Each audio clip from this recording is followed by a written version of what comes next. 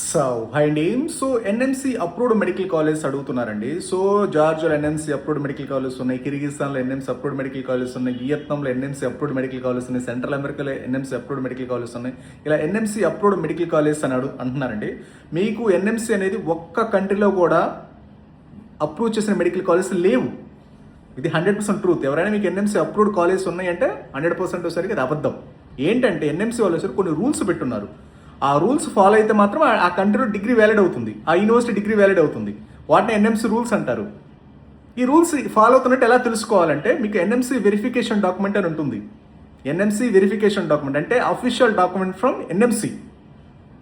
మన national medical commission సరికి ఆ కంట్రీలో వెళ్ళొచ్చా వెళ్ళకూడదు, అసలు ఆ కంట్రీలో ఎంబీబీఎస్ ప్రోగ్రామ్ ఏంటి, ఎన్ఎంసీ రూల్స్ ఫాలో అవుతుందా లేదా, అక్కడ ఎన్ని సంవత్సరాలు ఎంబీబీఎస్ కోర్సు, ఇంటర్న్షిప్ ఉందా, లైసెన్స్ రిజిస్ట్రేషన్ ఇస్తున్నారా, ఇంగ్లీష్లోనే చెప్తున్నారా అని చెక్ చేసి మీకు అఫీషియల్ డాక్యుమెంట్ ఇస్తారు. ప్రతి కంట్రీకి ఇస్తారు.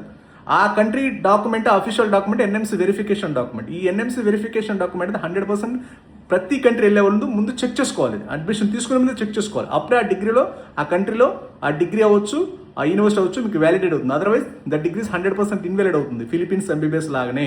Philippines MBBS right no invalid. ఎందుకని? అఫీషియల్గా ఎన్ఎంసీ రూల్స్ ఫాలో అవ్వట్లేదు.